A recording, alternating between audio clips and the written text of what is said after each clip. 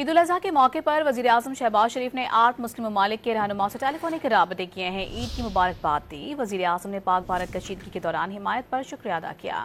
وزیر اعظم شہباز شریف نے امیر قطر اردن کے فرما روا شاہ عبداللہ دوم، ملائیشین وزیر اعظم کویت کے ولی عہد، تاجکستان، ازبکستان، آذربائیجان، ایران اور مصر کے صدور سے ٹیلی فونک رابطہ کیا۔ وزیر اعظم شہباز شریف نے ایرانی سپریم لیڈر کے لیے نیک خواہشات کا اظہار کیا۔ ایرانی صدر مسعود پزشکیان کو دورہ پاکستان کی دعوت بھی دی۔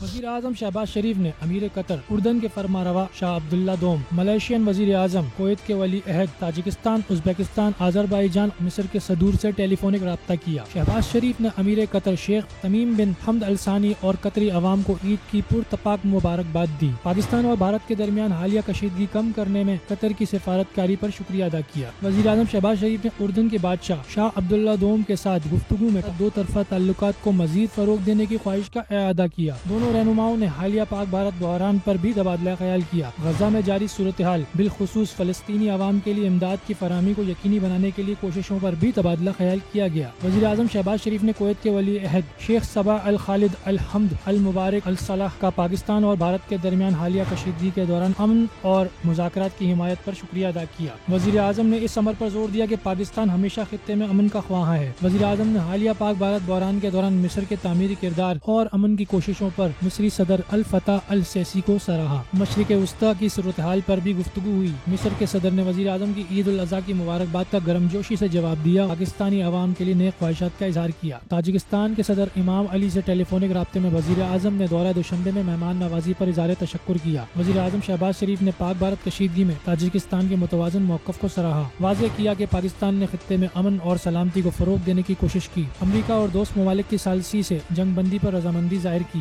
ملائیشین ہم منصب سے گفتگو میں شہباز شریف نے بتایا، بھارت کی بلا اشتعال فوجی کارروائیوں کے جواب میں بروقت اور فیصلہ کن اقدام ناگزیر تھا۔ بھارت کے ساتھ کشمیر سمیت تمام تصفیہ طلب امور پر بامعنی مذاکرات کے لیے تیار ہیں۔ آذربائیجان کے صدر الہام علیوف سے ٹیلی فونک گفتگو میں وزیر اعظم نے آذربائیجان کے حالیہ دورے میں بھرپور مہمان نوازی پر اظہار تشکر کیا۔ وزیر اعظم نے کہا، آذربائیجان کے ساتھ قریبی تعلقات کو اہمیت دیتے ہیں۔